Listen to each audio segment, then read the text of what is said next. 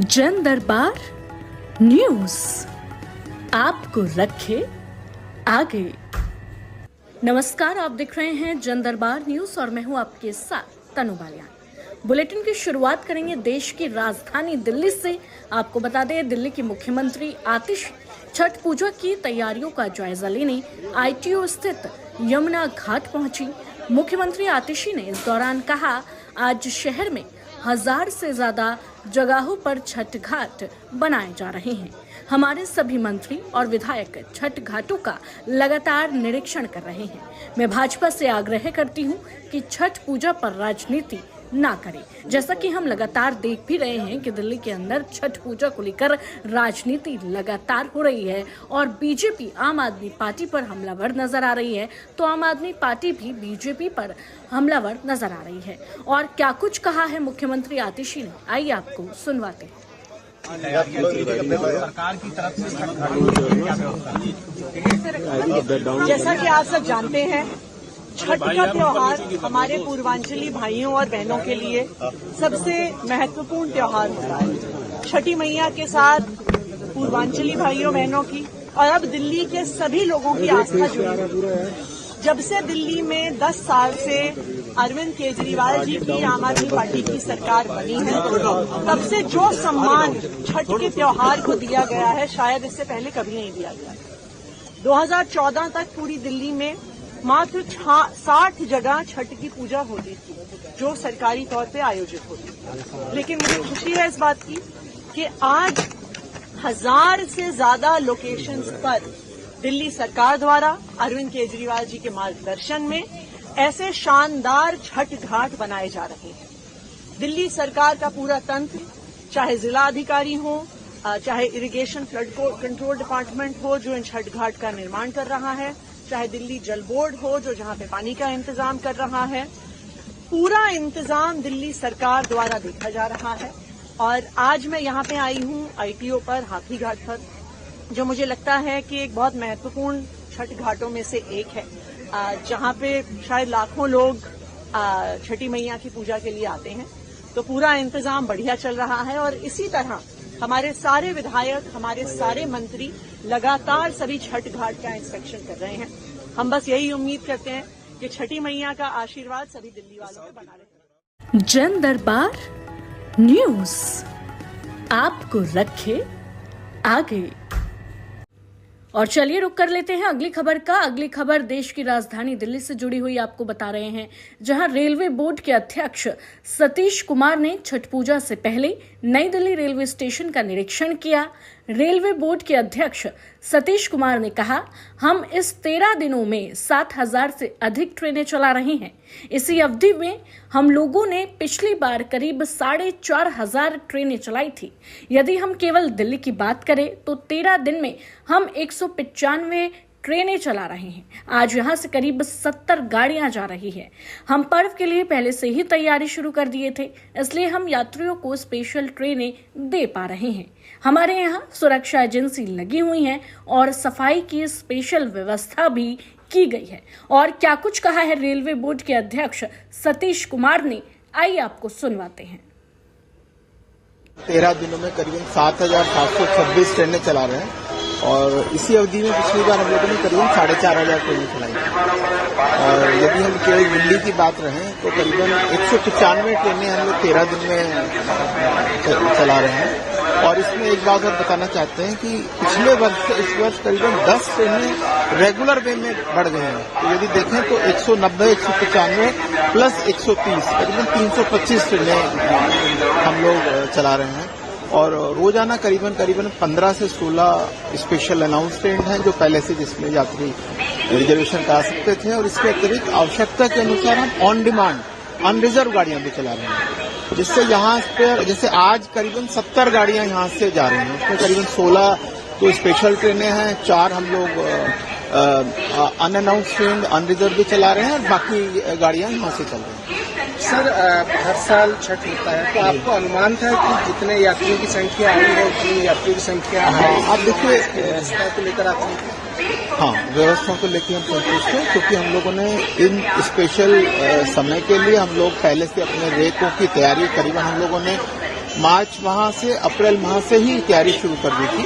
इसीलिए रेक हमारे पास काफी सफिशिएंट है। इसीलिए हम भारतवर्ष के किसी भी भाग से यात्रियों के लिए स्पेशल ट्रेन दे पा रहे हैं। यदि आप उदना का ही उदाहरण लें गुजरात में, तो वहां पर हमने सफिशिएंट ट्रेन दी और जितने भी आदमी वहां पे थे, करीबन सवेरे 5:30 बजे से हम लोग मॉनिटर कर रहे हैं, करीबन 10,000 वहां पर पैसेंजर्स थे और हमने सभी पैसेंजर को उदना से भी हम लोग सभी को गाड़ियां दी। और कल मुझे नहीं लगता कि उदना में मुश्किल से 1,000-1,500 करीबन भीड़ रहेगी। जन दरबार न्यूज आपको रखे आगे।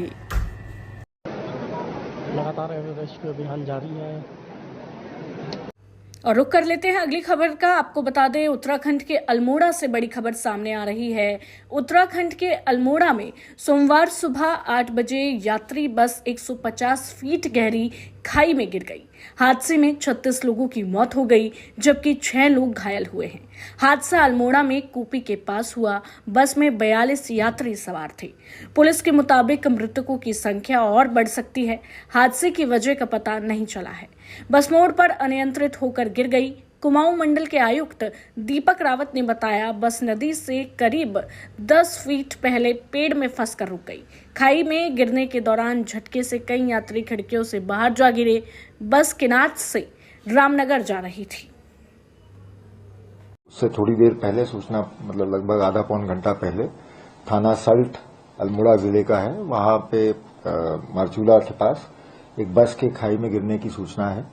और जो प्रारंभिक सूचना थी वो यही थी, लगभग 45 से 50 लोग इस बस में सवार हैं। और ये जो घटना स्थल है, ये जो जनपद मुख्यालय है अल्मोड़ा का, वहां से लगभग 3.5-4 घंटे की दूरी पे है। और रामनगर जो नैनीताल का इलाका है, वहां से थोड़ा पास पड़ता है। तो जैसे ही सूचना मिली, एसएसपी अल्मोड़ा और डीएम वहां के सिविल अथॉरिटी सब मौके के लिए रवाना हो गए। इधर से भी, नैनीताल से भी, रामनगर से हम लोगों ने, एसएसपी नैनीताल और उनकी टीम ने फोर्स को रवाना कर दिया था। एसडीआरएफ को भी हमने तुरंत मौके पर रवाना कर दिया था।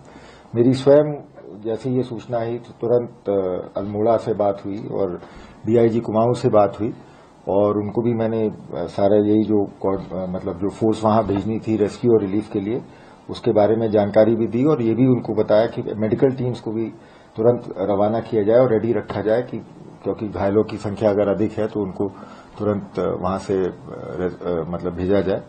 तो ये सारा हम लोगों ने अभी तक, मतलब जो अभी तक की, उसके बाद लगातार रेस्क्यू रिलीफ ऑपरेशन चल रहा है। और मेरे ख्याल से एसएसपी अल्मोड़ा शायद मौके पे पहुंच गए या पहुंचने वाले हैं।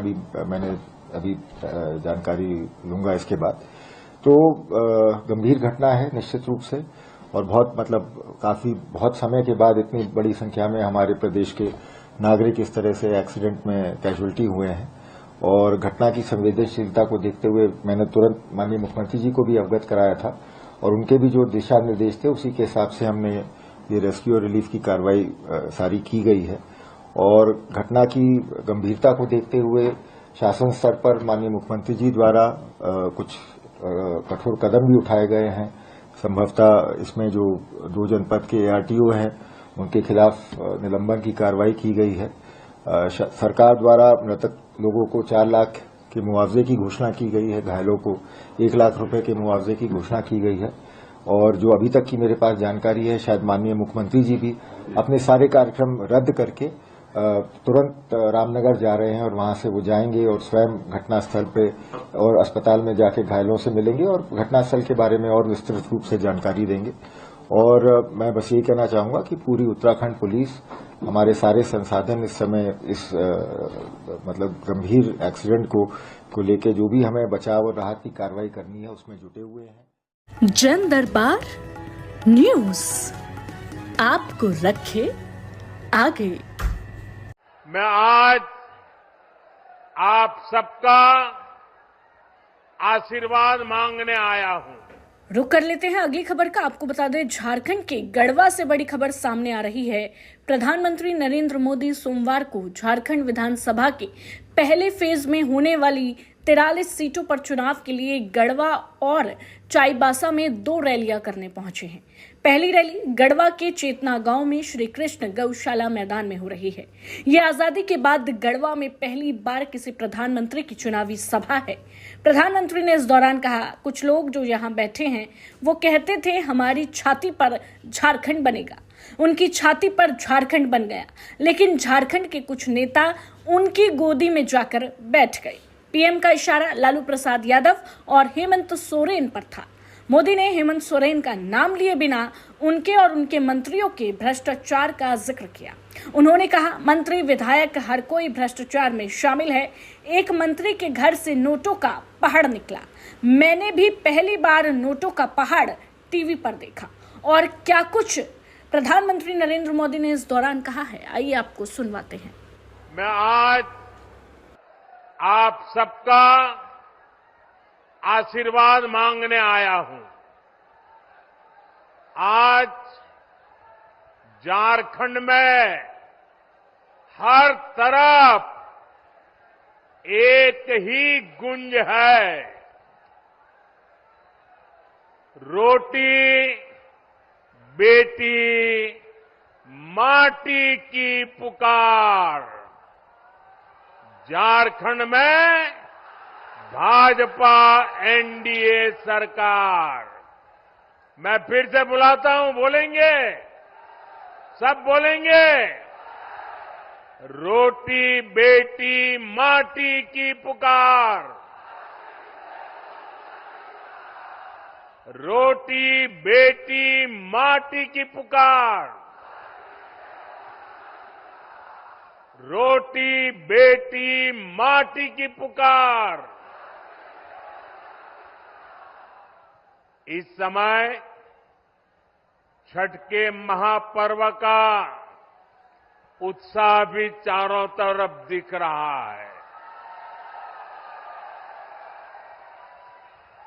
मैं छठी मैया की उपासना करने वाले सभी व्रतियों को भी अपनी शुभकामनाएं देता हूं।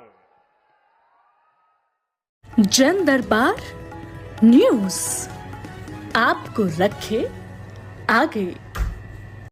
When so many people believed that there was no hope left. और चलिए रुक कर लेते हैं अगली खबर का। वायनाड से बड़ी खबर सामने आ रही है। लोकसभा उपचुनाव के लिए वायनाड निर्वाचन क्षेत्र से कांग्रेस उम्मीदवार प्रियंका गांधी वाड्रा ने कहा, जब बहुत से लोगों को लगा कि अब कोई उम्मीद नहीं बची है और हम सभी सोच रहे थे कि क्या करें, हम भाजपा की इस अपार नकारात्मक शक्ति और उनके द्वारा फैलाए जा रहे दुष्प्रचार से कैसे लड़ेंगे। मेरे भाई ने एकता और शांति के नाम पर कन्याकुमारी से कश्मीर तक 4000 किलोमीटर पैदल चलने का फैसला किया। आपने ही उसे ऐसा करने का साहस दिया। आपके पास स्वतंत्रता सेनानियों का इतिहास है जिन्होंने अंग्रेजों से लड़ाई लड़ी। आपके पास एकता की संस्कृति और परंपरा है। आपकी इस भूमि में एक समृद्ध परंपरा, इतिहास, अपार प्राकृतिक सौंदर्य और क्षमता है। इस दौरान और क्या कुछ कहा है प्रियंका गांधी वाड्रा ने, आइए आपको सुनवाते हैं। Anger was being spread and divisions were being spread between the people of India. രാജ്യത്തെ ജനങ്ങൾക്കിടയിൽ ദ്വേഷവും വിദ്വേഷവും കോപവും എല്ലാം പറന്നുകൊണ്ടിരുന്ന ഒരു സാഹചര്യത്തിൽ കന്യാകുമാരിയിൽ നിന്ന് കശ്മീർ വരെ 4000 കിലോമീറ്റർ നടക്കാൻ, മറ്റൊന്നൊരു 4000 കിലോമീറ്റർ മണിപ്പൂരിൽ നിന്ന് ബോംബെ വരെ യാത്ര ചെയ്യാൻ എന്റെ സഹോദരന് ഐക്യത്തിന് വേണ്ടി, സാഹോദര്യത്തിന് വേണ്ടി സംസാരിച്ചുകൊണ്ട് യാത്ര ചെയ്യാൻ എന്റെ സഹോദരന് കരുത്ത് നൽകിയത്, ശക്തി നൽകിയത് നിങ്ങളാണ്, ഇവിടുത്തെ ജനങ്ങളാണ്. And you gave him that strength and courage. You recognized his fight for what was right and for the truth, because you are the people of Wayanad. നിങ്ങൾ എന്റെ സഹോദരന്റെ കരുത്ത് നൽകി. അദ്ദേഹം സത്യത്തിന് വേണ്ടിയാണ് പോരാടുന്നതെന്ന് നിങ്ങൾ തിരിച്ചറിഞ്ഞു. എന്തുകൊണ്ടെന്നാൽ വയനാട് എന്ന് പറഞ്ഞ സ്ഥലത്തെ ജനങ്ങളാണ് നിങ്ങൾ. You have a history of freedom fighters who fought the British for free India. ബ്രിട്ടീഷുകാർക്കെതിരെ ഒരു സ്വതന്ത്ര ഇന്ത്യക്ക് വേണ്ടി പോരാടിയ സ്വാതന്ത്ര്യ സമര സേനാനികളുടെ ഒരു ചരിത്രം നിങ്ങൾക്കുണ്ട്. You have a culture and a tradition of unity. നിങ്ങൾക്ക് ഐക്യത്തിന്റെ ഒരു സംസ്കാരവും ഒരു പാരമ്പര്യവും നിങ്ങൾക്കുണ്ട്. Whether it is Muslims, Christians, Hindus, all of you have lived here peacefully and known and understood that progress can only come if all of you live peacefully ഇവിടെ together. ഹിന്ദുക്കളും മുസ്ലിങ്ങളും ക്രിസ്ത്യാനികളും വിവിധ മതവിഭാഗങ്ങളിൽപ്പെട്ട ആളുകൾ സമാധാനത്തോടുകൂടി ജീവിച്ചിട്ടുണ്ട്. നിങ്ങൾ മനസ്സിലാക്കിയിട്ടുണ്ട്, എല്ലാവരും സാഹോദര്യത്തിൽ ജീവിച്ചാൽ മാത്രമേ നമുക്ക് പുരോഗതി സാധ്യമാകൂ എന്ന് നിങ്ങൾ മനസ്സിലാക്കിയിട്ടുണ്ട്. You have a famous church here also, the Nadavayal Church. നിങ്ങൾക്കിവിടെ വളരെ പ്രസിദ്ധമായ ഒരു നടവയൽ പള്ളിയുണ്ട്. And your Puthari Mahotsavam, right? Puthari Mahotsavam നിങ്ങളെ is also very famous. Again, this is a festival that brings everybody together. അതുപോലെ നിങ്ങൾക്ക് പ്രസിദ്ധമായ പുത്തരി മഹോത്സവമുണ്ട്. ശരിക്കും പറഞ്ഞ ഈ ആഘോഷങ്ങൾ എന്ന് പറഞ്ഞാൽ എല്ലാ മനുഷ്യരെയും ഒരുമിച്ച് കൊണ്ടുവരുന്നതാണ് ഈ ആഘോഷങ്ങൾ.